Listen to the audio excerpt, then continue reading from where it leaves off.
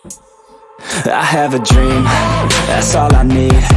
I'll make it happen with some work and belief. Know what I want, so I'll take it on. I'll make mistakes.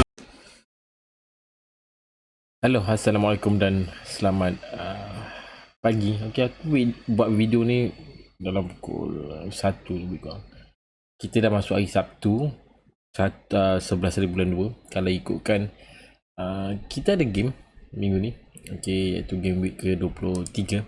Sebelum tu aku nak ucapkan terima kasih pada korang dah subscribe channel aku ni. Terima kasih juga pada korang yang sudi tengok video aku ni. Okey, terima kasih banyak-banyak. Okey, tanpa berlengah aku rasa aku teruskanlah juga apa yang aku dah sedia untuk korang. Okey, walaupun lambat tapi aku rasa agak berguna jugalah kalau siapa yang follow aku punya prediction ni. Okey, kita bercerita pasal game week ke-22 iaitu point aku. Okey, ini point aku dalam game week 22. Okey, nice, 84 daripada 144 dalam Alasik, aku naik pada 138 dan perubahan juga sedikit lah, tak banyak pada overall rank tu. Okey, dalam 200 lebih aku naik. Okey, 200,000 lebih kurang aku naik. Okey, Alhamdulillah.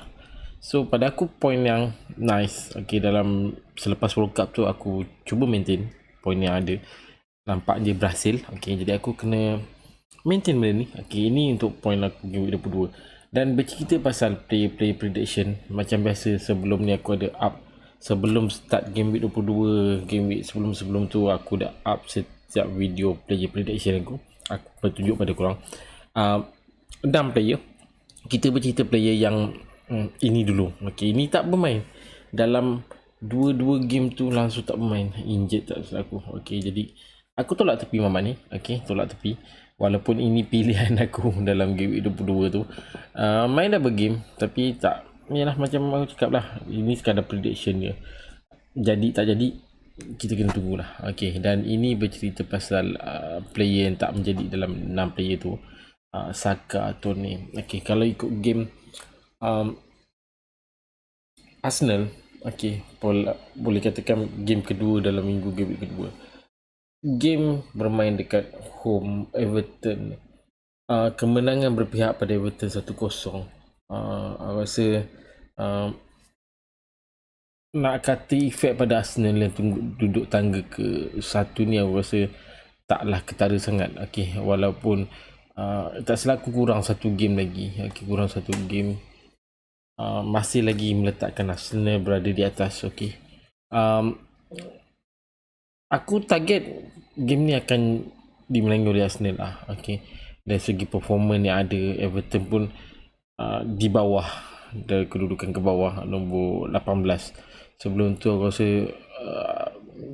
19 atau 20 aku tengok 19 rasanya, sebab 20 tu Southampton punya team. Okey, aku predict lebih daripada tu sebenarnya. Okey, aku berharap Arsenal menang gitu, tapi berbeza point kat sini pun korang boleh nampak 2. Tapi aku masih lagi terima lah Saka ni, sebab dari segi shoot on target dia sentiasa agak tinggi. Untuk Tone pula, lawanan yang dimenangi oleh Brentford 3-0 bermain dekat home, bertemu dengan Southampton. Okey, kalau ikutkan game yang agak mudah sebenarnya untuk Brentford menang, sebab Southampton pun dalam tangga ke-20. Okey, 3-0 kemenangan, tapi tak ada apa-apa jaringan daripada Tone. Ada siap dapat kad kuning lagi, pada aku agak rugi. Aku sebenarnya ambil Tone dalam game week ke-22 tu, tapi yalah, kita sekadar prediction kan, so tak menjadi. Okey, dari segi shoot on target pun pada aku Mamat ni sentiasa shoot on target pun agak tinggi. Okey, kemudian bercerita pasal player yang menjadi. Okey, kita bercerita pasal Shaw dengan Fernandes dulu. Okey, kalau ikut pada game ni memang ada double game untuk Man U. Satu kemenangan dan satu seri. Okey, game yang aku boleh katakan sepatutnya Man U dua game menang. Okey, tapi untuk 2 game ni sebenarnya kalau kau tanya aku memerlukan lebih daripada 10 point.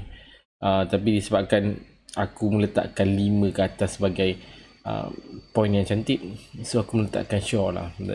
Tapi dari segi overall aku boleh katakan agak rugi, okay, untuk Shaw ni, okay.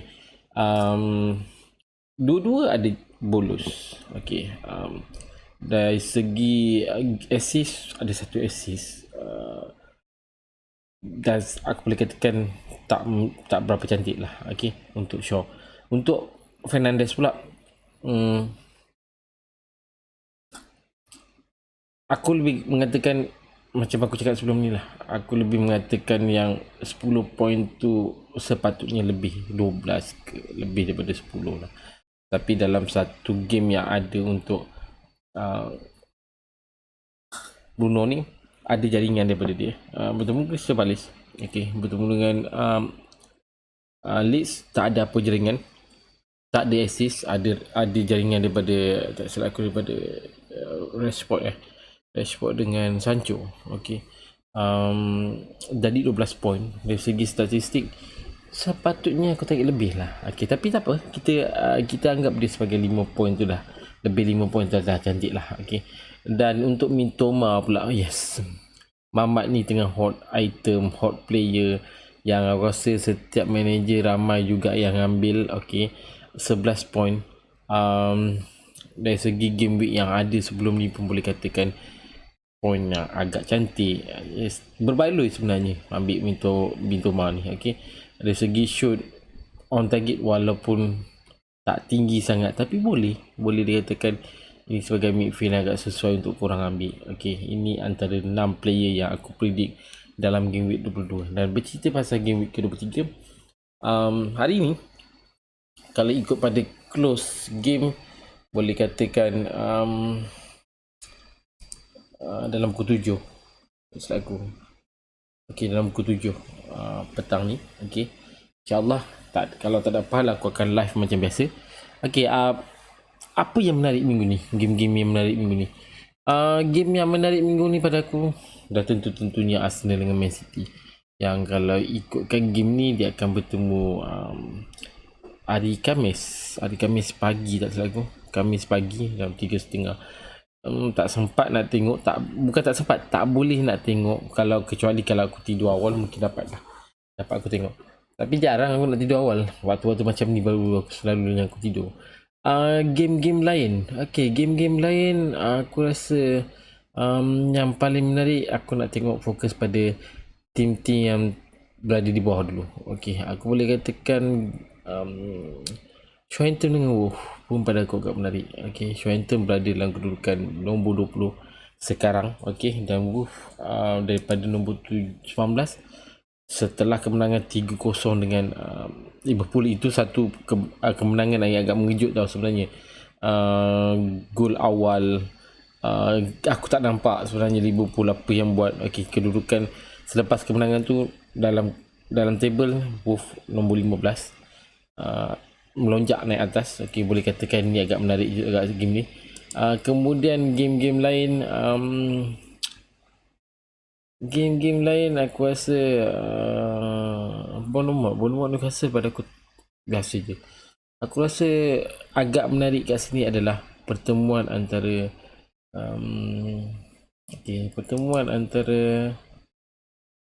Spurs dengan Leicester. Tak, aku boleh katakan pertemuan Liverpool dengan Everton.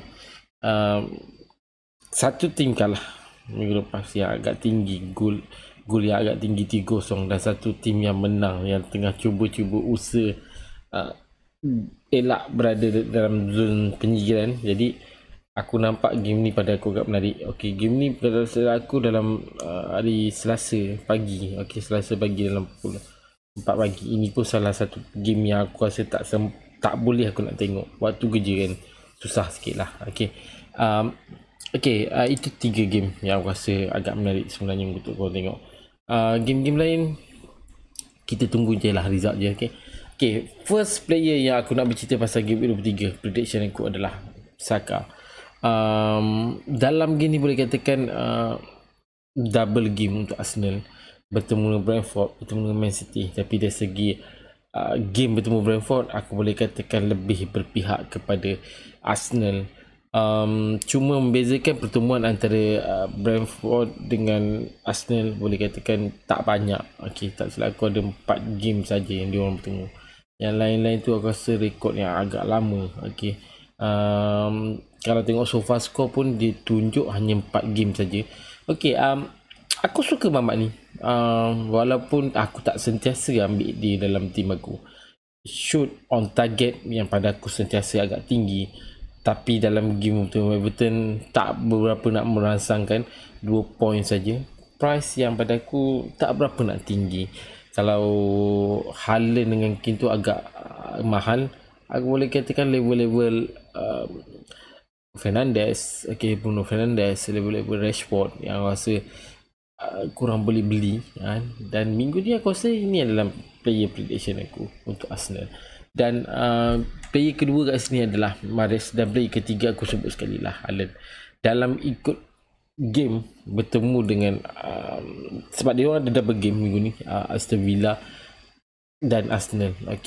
Bertemu Aston Villa, boleh katakan rekod yang agak menarik, tak ada kalah. 5 game yang ada bertemu dengan Aston Villa banyak berpihak kepada Man City. Dan korang boleh tengok untuk Mahrez untuk game week 22 boleh katakan tak memberangsangkan poin sebab kalah dengan Spurs 1-0. Dan Haaland sendiri pun tak berapa nak cantik. Ramai nak katakan ramai letak kapten, tak, aku rasa ramai yang letak Rashford sebagai kapten. Berbaloi lah sebenarnya untuk letak Rashford dalam game tu. Tapi untuk minggu ni Man City akan double game. Jadi dari segi WhatsApp yang aku tengok daripada FPL lah, nampak player-player manager-manager ramai yang cuba nak ambil Man City punya player. Tapi adakah berbaloi untuk game week akan datang? Untuk bercerita pasal berbaloi atau tak, untuk futures yang ada pada Man City dalam game week sampai setakat game week 25 pada aku masih lagi berbaloi. Sebab ada game week 25 yang tim-tim yang tak akan blank game. Antaranya Brighton, Brentford yang boleh katakan blank, Man U, Newcastle. Macam aku ada Newcastle 2 punya player, Almiron dengan Trippier. Kemudian Man U pula aku ada Shaw dengan Rashford. Dah situ 4 player. Player Brentford ada 1-5, Brighton aku ada 1-6. Boleh katakan 6 player. Jadi kat mana sebenarnya aku cuba untuk elakkan blank waktu tu. Jadi kat sinilah sebenarnya yang kita cuba-cuba nak usaha dapat player yang tak kena blank tu. Tapi aku bercerita sekarang panjang lah cerita dia. So aku cerita benda ni dalam waktu-waktu live hari ni. Sebelum pukul 7, biasanya setengah jam sebelum lah deadline. Ini player ketiga dan kedua dan ketiga tadi, Mahrez dengan Haaland. Dan player keempat kat sini adalah Kane. Dalam game ni boleh katakan ada kemenangan yang agak tinggi untuk Spurs bertemu Leicester.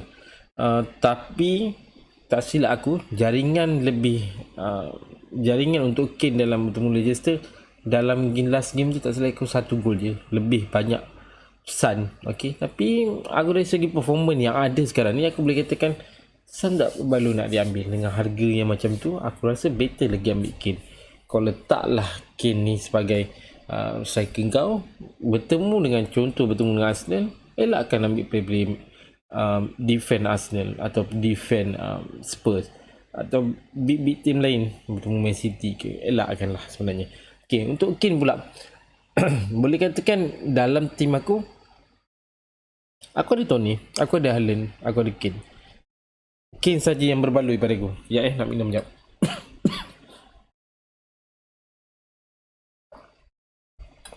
Dalam tim aku forward hanya Kane saja yang menyumbang poin yang agak tinggi. Berbanding dengan Haaland yang 2 poin saja.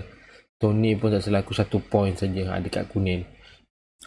Bertemu Leicester boleh katakan rekod yang agak menarik sebenarnya untuk Spurs. 1 kekalahan. Dari segi on target, shoot on target, aku rasa tak ada masalah untuk seorang striker yang macam ni. Okay, nice. Okay, ada satu jaringan bertemu dengan Man City 1-0. Itulah kemenangan, gol penyumbang kemenangan untuk Spurs game tu. Okay, game yang agak cantik, agak seronok.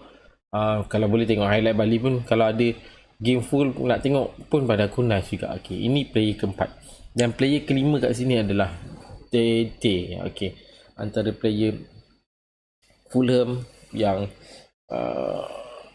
ada clean sheet. Okay, kat sini player ni defend ya. Okay, biasanya untuk player defend aku letak depan, tapi untuk kali ni aku letak defend ni agak jauh sikit, player yang kelima. Price yang agak murah. Okay, 4.4. Cuma pada aku bertemu dengan NFO minggu ni adalah salah satu tim yang boleh katakan okey lah, orang kata sedang elok untuk digeratah, dimakan. Okey, jadi cuma yang masalah pada Fulham sekarang adalah dia akan bertemu dengan NFO dekat home NFO. Agak advantage juga pada tuan rumah lah sebenarnya. Okey, itu untuk player kelima. Dan player keenam kat sini adalah extra player aku adalah Neves. Bukan nak kata ini adalah player yang game week ke-22 aku bawa ke depan, tidak. Sebenarnya bertemu dengan Southampton, salah satu tim yang boleh katakan agak teruk musim ni. Okey, dan Wolves sendiri berada dalam dah dapat elak untuk zon penyingkiran, tapi aku mengharapkan ada kemenangan lah sebenarnya untuk Wolves ni. Okey, kalau dari segi performa yang ada, dari segi pertemuan bertemu dengan Southampton pun lebih banyak berpihak Wolves berbanding Southampton. Okey, dari segi shoot on target untuk Neves, nak kata tinggi tak, tapi setiap kali ada gol dia pun memang tak selaku statistik yang agak tak berapa nak cantik, tapi ada gol. Okey, nice, cukup. Cuma yang aku seronok untuk pemain Wolves sekarang ni adalah pertemuan game week akan datang. Selain bertemu Southampton minggu ni, minggu ni akan bertemu Southampton, minggu depan game week ke-24-25. Pada aku agak mudah sebenarnya untuk kalaulah spirit yang ada, semangat yang ada pada Wolves sekarang, aku rasa tak ada masalah kalau ikut bertemu dengan Fulham atau Bournemouth, lagi-lagi bertemu dengan NFO minggu ni. So guys, itu saja 6 player yang aku bercerita. Antaranya lah, okay, Neves, Tete, okay, Kane, Haaland, Mahrez dengan Saka. Okay, tapi tak semua lah. Kalau ikut pada rekod yang ada sekarang, yang ada aku bagi pada korang ni sekarang, yang aku tunjuk pada korang ni, semua rekod-rekod yang agak lama. Okay, bukan macam lagi-lagi pertemuan antara tim masing-masing.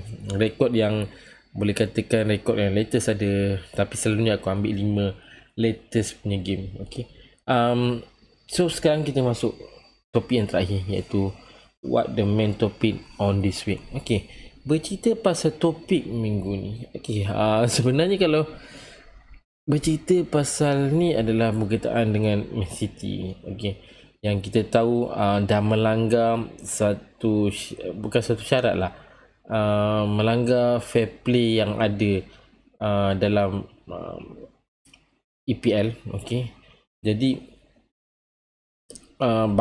banyak benda yang aku dengar, ada yang mengatakan akan menyebabkan Man City jatuh ke game turun division. Okey, turun division, susah pula nak sebut. Akan turun division. Selain daripada tu, mungkin padaku ada yang rumus satu lagi, bukan rumus lah, kenyataan satu lagi mengatakan Man City akan didenda. Okey, Man City akan satu lagi apa ya, aku lupa. Tapi untuk tiga kenyataan tu, aku rasa tak ada masalah untuk dua lagi tu, sebab kalau segi dua tu melibatkan denda. Okey, satu lagi adalah kemenangan yang ada sebelum ni akan ditarik. Pada aku untuk tiga perkara ni, tiga kenyataan yang ada ni, first tadi adalah akan didenda. Okey, didenda. Pada aku tak ada masalah untuk didenda ni, sebab Man City tak ada masalah pada aku untuk denda, dan pembayaran untuk denda tu pada aku tak ada masalah. Okey, itu yang aku nampak. Tak kisahlah kalau contoh dua perkara tu tak dilibatkan, dia setakat denda, aku rasa tak ada masalah untuk Man City. Masalah kedua adalah akan ada penarikan kemenangan sebelum ni. Aku rasa itu pun tak ada masalah sebenarnya. Tak ada masalah. Cuma masalah ketiga kat sini adalah turun division.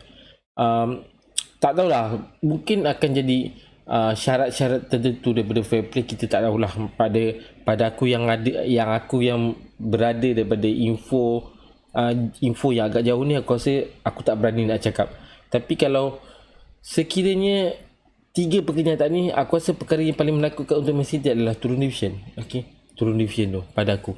Yang lain-lain tu, dua perkara lagi tu saya tak ada masalah. Sebab apa aku katakan turun division tu akan jadi masalah pada Man City?